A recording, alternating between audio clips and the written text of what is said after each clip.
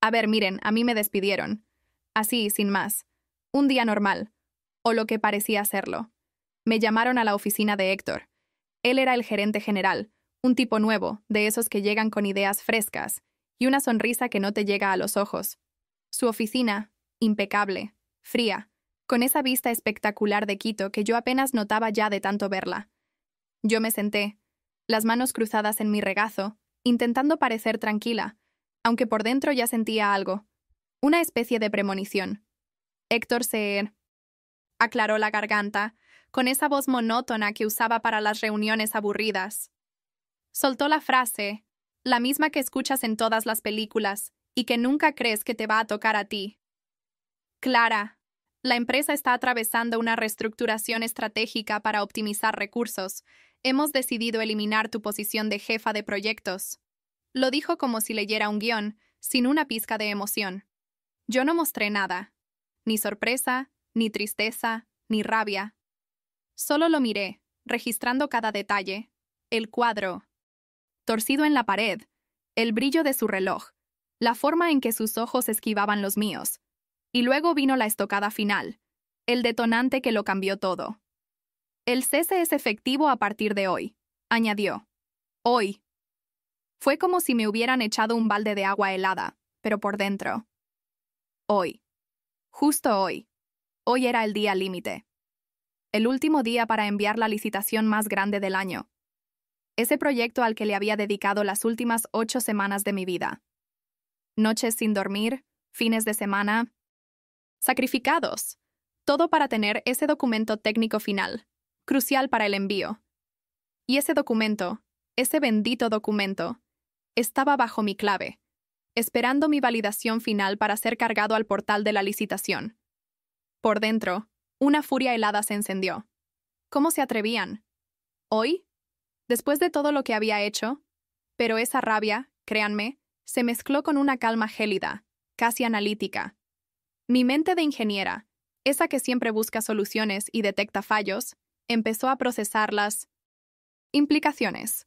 No era solo mi despido, era un jaque mate técnico. Ellos no lo veían, pero yo sí. Claro que sí. Recordé la presión, el peso de esa licitación. Habíamos hablado de ella por meses. Significaba la solvencia financiera de la empresa por años, los empleos de mucha gente, el prestigio en el sector. Yo era la arquitecta silenciosa de todo ese envío, la única con la visión completa, la que había revisado cada número, cada coma, la que tenía los accesos finales, la llave maestra. En ese momento, sentada frente a Héctor, me di cuenta de la magnitud del error que acababan de cometer. La documentación técnica para la licitación estaba, sí, íntegra, ahí, lista para ser enviada. Pero el acceso final, la firma digital, la autorización para cargarla al sistema del organismo licitador, todo eso dependía exclusivamente de mi clave personal, y el portal de ese organismo es implacable con los protocolos de seguridad. Sin mi clave no había envío. Sin envío no había licitación. Sin licitación había descalificación automática. La ironía era tan brutal que casi me arranca una sonrisa. La reestructuración acababa de desmantelar el único puente que les quedaba para cruzar a la orilla del éxito. Me levanté, mi rostro una máscara impasible. «Entendido», dije, mi voz apenas un susurro que no delató la tormenta que llevaba dentro. Me di la vuelta y salí de la oficina de Héctor. Mi silueta, firme, mientras dejaba atrás el cubículo de quien creyó que me estaba haciendo un mal. Pero yo sabía que el mal se lo habían hecho ellos mismos.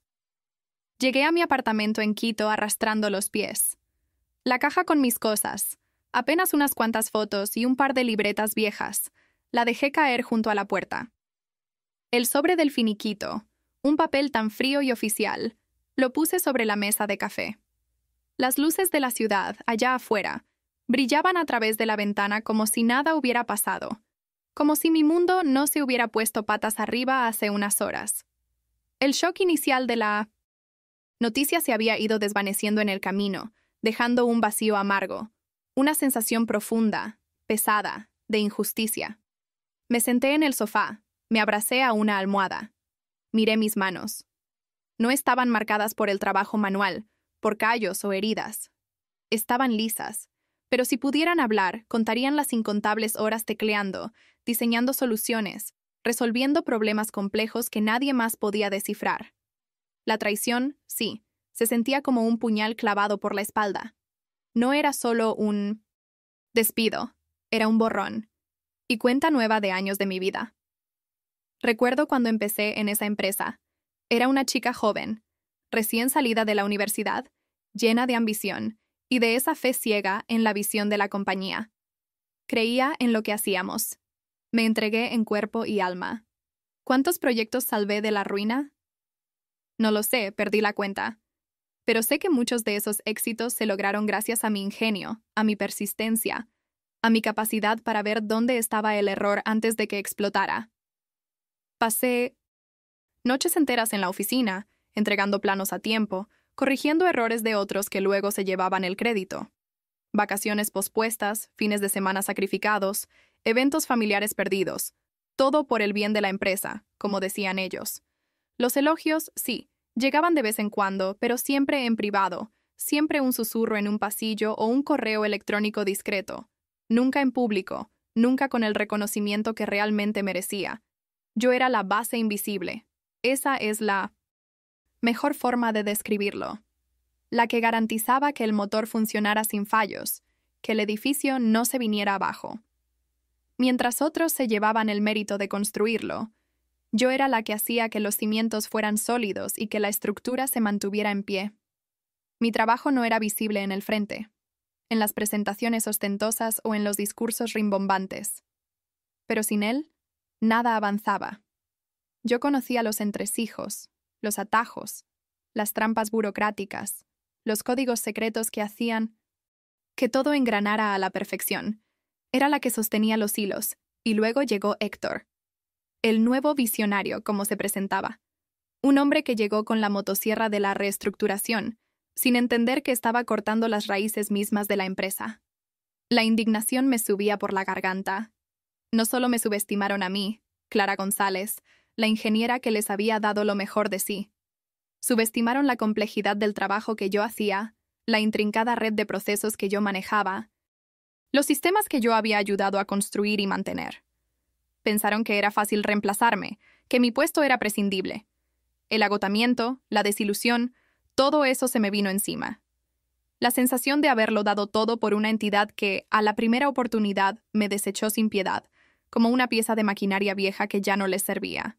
La rabia inicial, esa furia helada que sentí en la oficina de Héctor, se asentó ahora en una tristeza profunda, una melancolía que me pesaba en el pecho.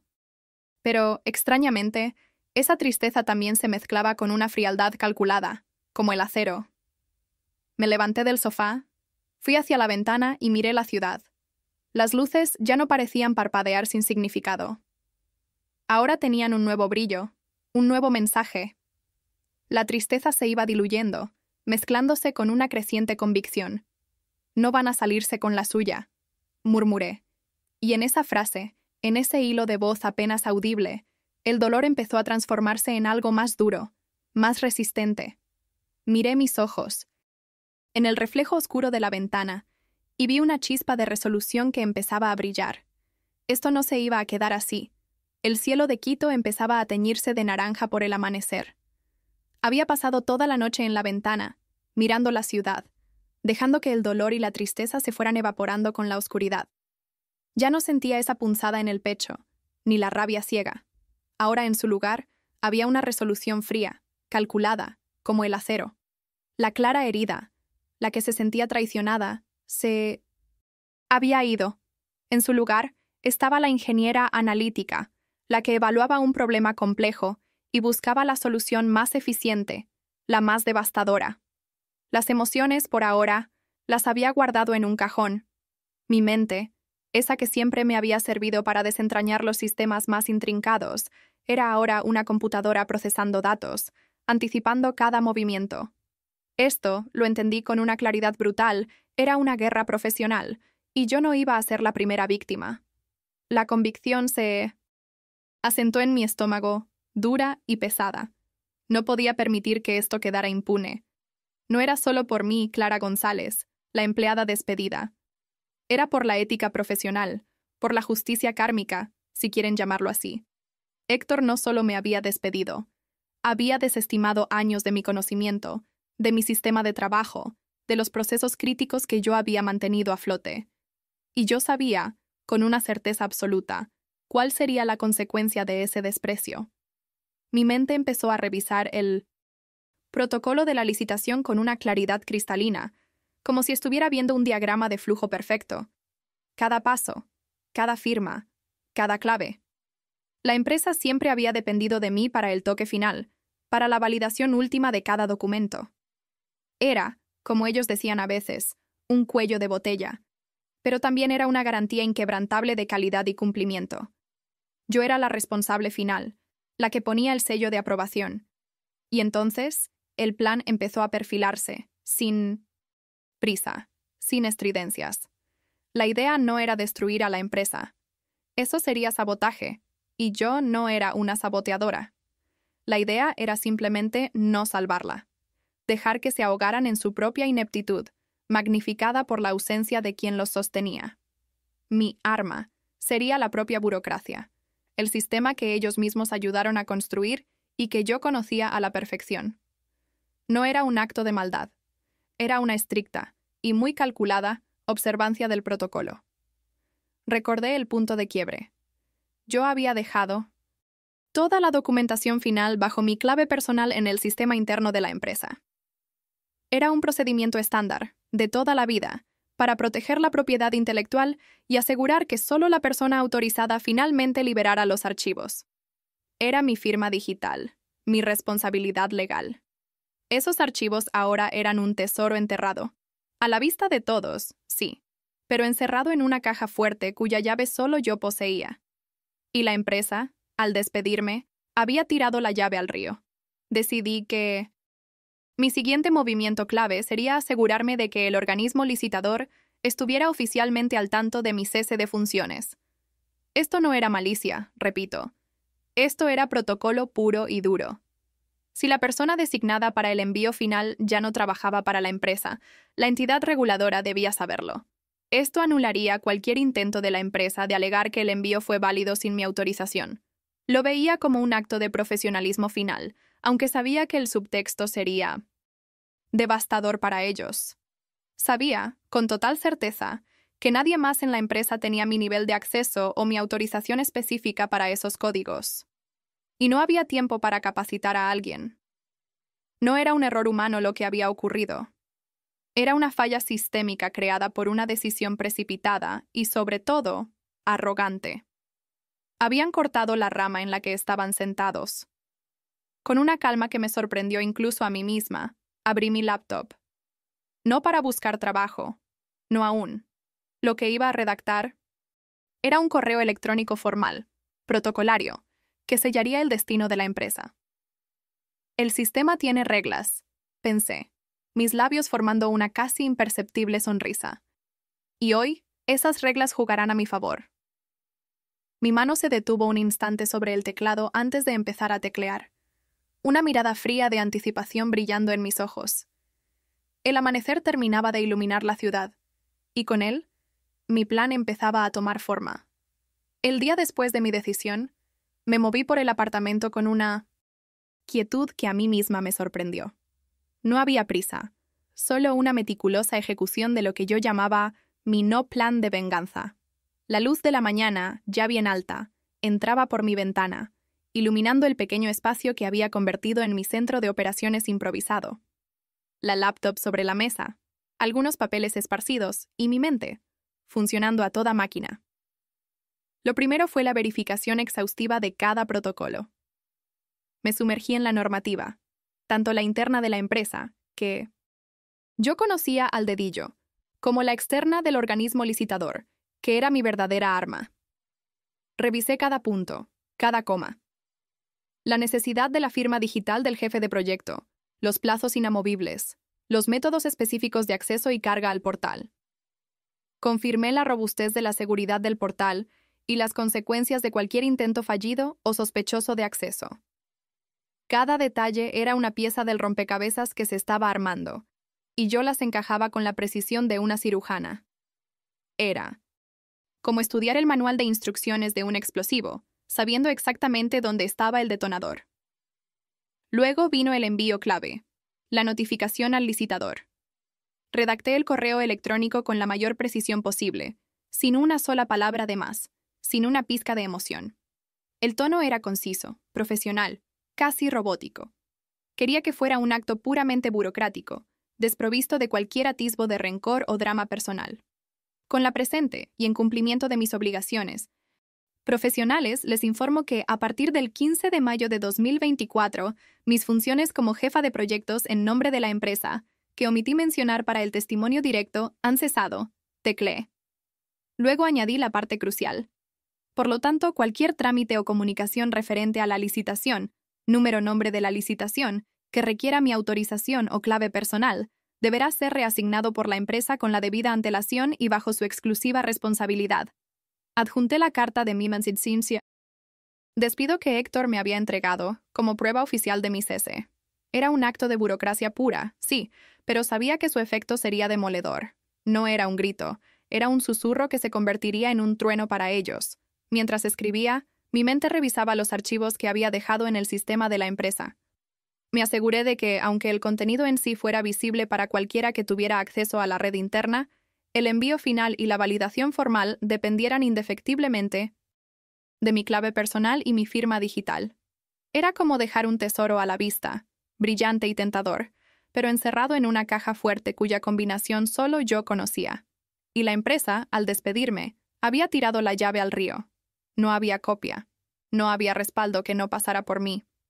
Empecé a visualizar el pánico que se apoderaría de Héctor y su equipo. Los imaginaba intentando desesperadamente acceder al portal, forzando la clave. Conocía las reglas del portal como la palma de mi mano. Múltiples. Intentos fallidos, accesos desde IPs inusuales, o cualquier intento de manipulación podían llevar a bloqueos temporales, o, peor aún, permanentes por seguridad. Sabía que, en su desesperación, intentarían forzar el sistema, y el sistema, que yo conocía tan bien, les respondería. No les daría tregua. Era fundamental establecer una coartada, más allá de la necesidad. No quería que me acusaran de sabotaje. Quería que quedara absolutamente claro que yo había seguido los procedimientos hasta el final. Que mi venganza no era un crimen, sino una adhesión estratégica a las reglas. Me aseguré de tener registros claros de mi cese de funciones, de la notificación enviada al organismo licitador, con fecha y hora exactas. Cualquier comunicación relevante, todo estaba guardado y respaldado. No había cabos sueltos por mi parte. Mi profesionalismo, incluso en este acto de justicia fría, era intachable. En paralelo, para mantener mi mente ocupada y, sobre todo, para seguir adelante con mi vida, dediqué tiempo a mí misma. Actualicé mi currículum. Contacté a viejos colegas, a contactos profesionales en otras firmas.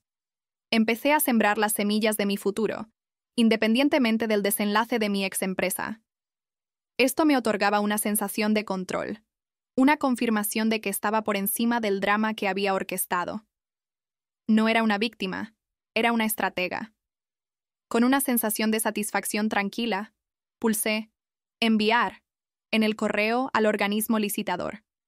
El zumbido de mi laptop fue el único sonido en el silencio de mi apartamento. Cerré la pantalla. Ahora, solo queda esperar. Susurré al vacío. El plan estaba en movimiento, tan invisible como yo misma había sido en la empresa.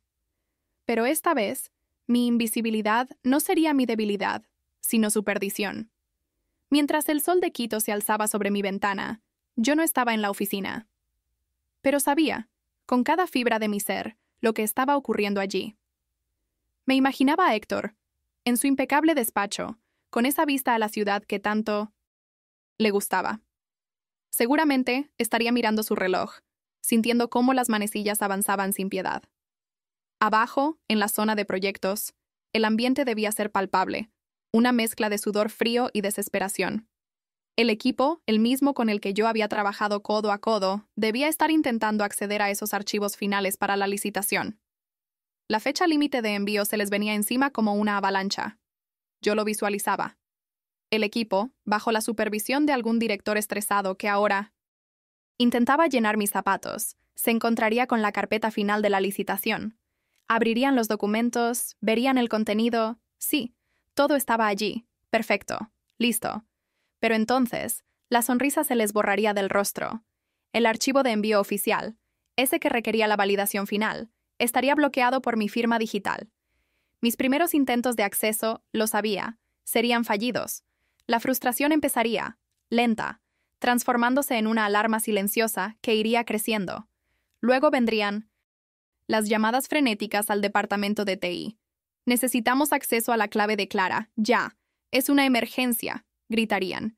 Pero TI, que conocía bien los protocolos, les informaría lo obvio. Es una clave personal, vinculada a mi identidad digital. No podían forzarla sin comprometer la integridad y validez del envío. Era un protocolo de seguridad diseñado precisamente para evitar manipulaciones. El pánico, ese que yo había anticipado, empezaría a extenderse como un virus por la oficina. Imaginaba a Héctor, en su ignorancia y creciente desesperación, exigiendo a su equipo que hicieran lo que fuera necesario. Probarían combinaciones, contraseñas genéricas. Quizás incluso considerarían una manipulación del sistema de archivos, ignorando las advertencias del pobre de TI. La adrenalina y el miedo a perder el contrato, ese contrato que yo había puesto en bandeja, nublaría su juicio. Yo sabía que lo harían. Conozco a esa gente. Y entonces, el portal licitador haría su magia. Como yo, había anticipado con mi conocimiento profundo del sistema. El portal, diseñado con estrictos protocolos de seguridad, detectaría esos múltiples intentos de acceso fallidos, esos accesos desde IPs inusuales, esos intentos desesperados de manipular la firma digital. El sistema de seguridad activaría su mecanismo de defensa. El bloqueo por actividad sospechosa. Me imaginaba el mensaje en la pantalla, rojo y ominoso, claro y devastador. Acceso denegado. Su organización ha sido bloqueada temporal o permanentemente por intentos de acceso no autorizados. Contacte al administrador del portal. Yo no estaba allí, pero la imagen mental era tan real que casi podía sentir el silencio mortal que seguiría. La fecha límite pasaría. El equipo de Héctor miraría la pantalla con horror, sin poder creer lo que veían. La licitación no había sido enviada. La empresa había sido descalificada. El tiempo se había agotado. Mi no acción se había ejecutado a la perfección. Poco después del cierre, el mensaje llegó a mi bandeja de entrada.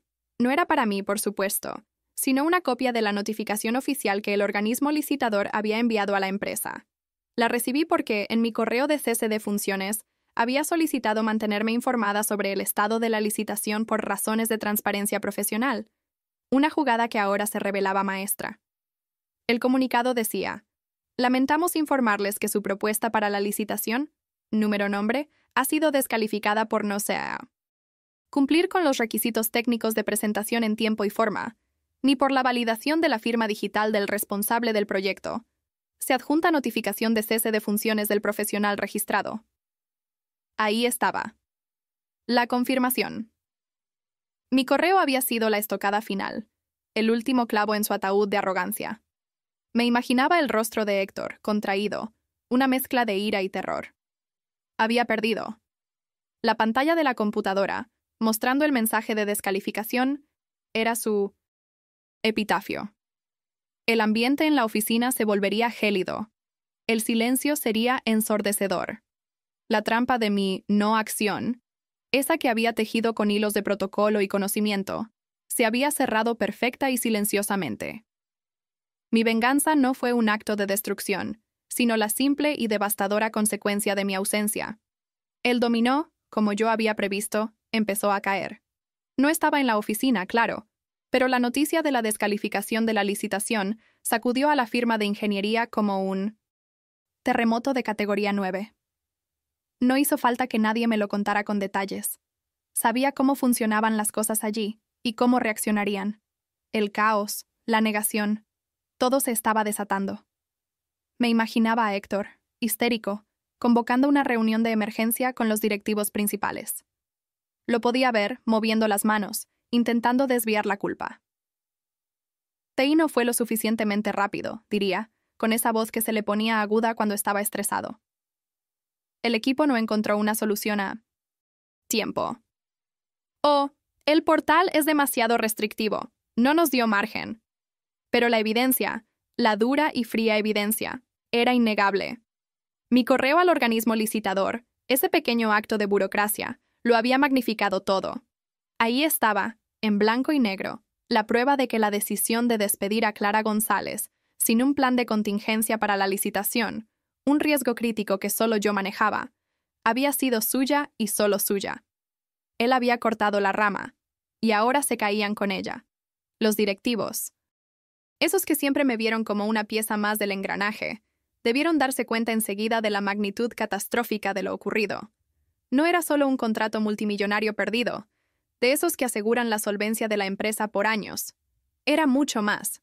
La descalificación afectaba gravemente la reputación de la empresa, su prestigio en el sector, y lo peor, su capacidad para licitar en futuros proyectos gubernamentales o de gran envergadura. Una descalificación de este calibre te ponía una mancha que no se borraba fácilmente. Y claro, las acciones de la empresa, las que Héctor tanto cuidaba, sufrieron un desplome inmediato. No hizo falta que nadie me lo dijera. Lo vi en las noticias económicas. Se veía venir. El ambiente laboral, lo sabía por viejos colegas que me llamaban o me escribían con discreción, se volvió tóxico y desmoralizante. Los murmullos en los pasillos, las miradas de reproche hacia Héctor, todo eso era inevitable. Se hizo dolorosamente evidente para todos que Clara González, la base invisible, la que manejaba los códigos y los entresijos, era absolutamente indispensable. La reestructuración de Héctor, esa que prometía optimización, no trajo nada de eso. Solo una herida casi mortal que la empresa tardaría años en curar, si es que lo lograba. Me sentí vindicada, no con alegría, sino con una frialdad que me sorprendía. Pero lo mejor estaba por llegar. La llamada del cliente, la entidad gubernamental influyente que había lanzado la licitación, fue el último clavo en el ataúd de Héctor. Se enteraron de la descalificación y del porqué. Y no estaban contentos, para nada. Sabían la importancia estratégica de esa licitación. Un representante de alto nivel llamó directamente a la junta directiva de la empresa, exigiendo explicaciones. No solo anunciaron la anulación de cualquier consideración futura para la firma en sus proyectos, sino que también ordenaron una auditoría exhaustiva del proceso de licitación y, lo que era peor para ellos, de la gestión interna de la empresa. Eso era como abrir una caja de Pandora. La presión se volvió insostenible. Los directivos, enfrentados a la pérdida financiera, al daño reputacional irreparable y a la amenaza de auditorías que sacarían a la luz todas las deficiencias, ya no podían defender a Héctor. Su reestructuración no solo había fallado, había resultado en una desestructuración total. La ironía era brutal, de esas que te hacen sonreír con amargura. El hombre que inició la purga de personal, el que me despidió a mí, Clara González, había sido purgado por sus propias acciones. Se le notificó su cese inmediato. Lo supe por un colega que aún trabajaba allí y me lo confirmó con una mezcla de sorpresa y satisfacción. Mientras todo ese caos se desataba en la que había sido mi empresa, yo estaba en mi tranquilo apartamento, tomando un café. Y entonces mi teléfono sonó. No era de mi exempresa, como muchos podrían esperar. Era un número desconocido, pero la voz al otro lado de la línea era formal, educada. Era del mismo cliente, el ente licitador. Habían visto mi notificación de cese, esa que envié con tanta profesionalidad, y querían hablar conmigo.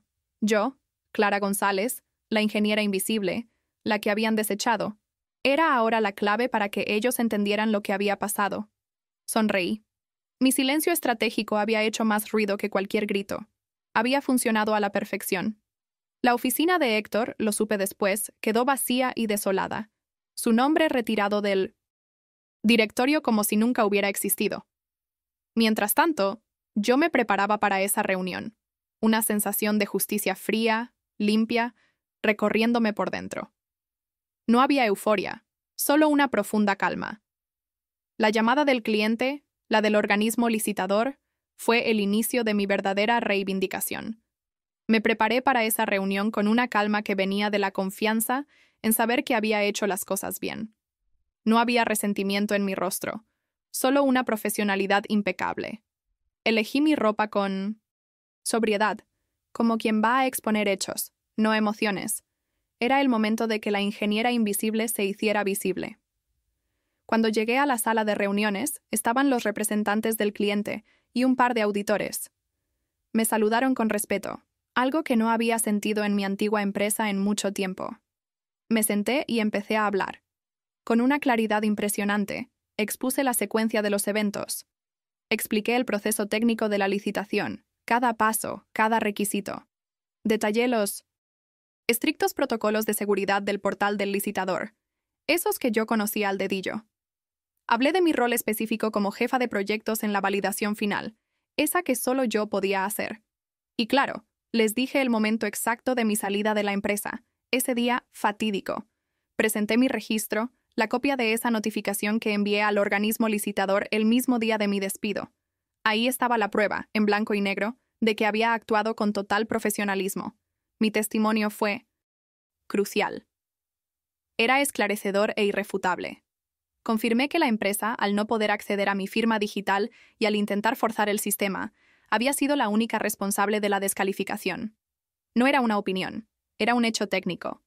El cliente entendió. Los vi asintiendo, sus caras pasando de la confusión a la comprensión. Reconocieron mi profesionalismo, mi ética y la validez de mi trabajo. Me expresaron su profunda decepción con la firma de ingeniería por su gestión. Me sentí vindicada. Completamente. Los auditores, esos tipos serios que no dejaban escapar una, también asintieron. Reconocieron la maestría técnica que les había faltado en la empresa.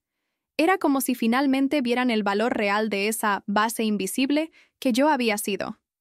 Mientras tanto, la firma de ingeniería, mi antigua empresa, sufrió las consecuencias. Perdieron oficialmente el contrato multimillonario, lo que provocó una crisis financiera de la que no se recuperaron fácilmente.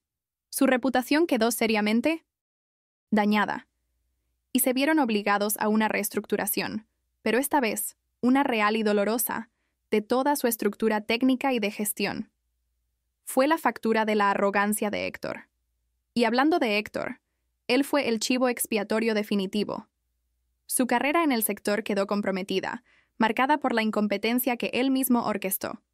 No fue despedido por una reestructuración, sino por su propia ineptitud. La justicia a veces tiene un sentido del humor bastante negro. Para mí, el camino fue diferente. Impresionados por mi conocimiento, mi integridad y mi resolución, los mismos representantes del cliente me ofrecieron un rol de consultoría independiente para futuros proyectos. Incluso me sugirieron oportunidades en otras empresas del sector que sí valoraban mi talento. Fue un momento dulce, una verdadera victoria. Por primera vez en semanas, una sonrisa genuina se dibujó en mi rostro. Acepté la propuesta de consultoría. Era un paso hacia una independencia profesional que siempre había anhelado, donde mi valor sería justamente reconocido. Mi invisibilidad había terminado. Me paré frente a la cámara, mi rostro sereno y en paz. Miren, me despidieron por reestructuración, pensando que yo era solo un número más, una pieza intercambiable. Nunca pensaron que la estructura se sostenía conmigo. No era indispensable en el sentido egocéntrico. Era la base invisible que sostenía todo. Y cuando esa base se retira, no por sabotaje, sino por la propia mano que la construyó, y luego la desechó, todo lo demás se derrumba. A veces, la venganza más dulce no es destruir, sino simplemente no construir para quienes te desecharon. Es dejar que la gravedad haga su trabajo. Así que, si alguna vez te sientes subestimado, desechado o invisible en tu lugar de trabajo, recuerda, no siempre necesitas encender un fuego para quemar puentes. A veces, solo necesitas dejar de sostenerlos. Deja que la lógica y el sistema actúen. ¿Te ha pasado algo similar? ¿Has visto cómo la justicia kármica actúa en el entorno laboral? Cuéntanos tu historia en los comentarios. Dale me gusta si crees que la estrategia es la mejor venganza y suscríbete a Café Frío y Venganza para más historias de justicia profesional. Nos vemos en el próximo episodio.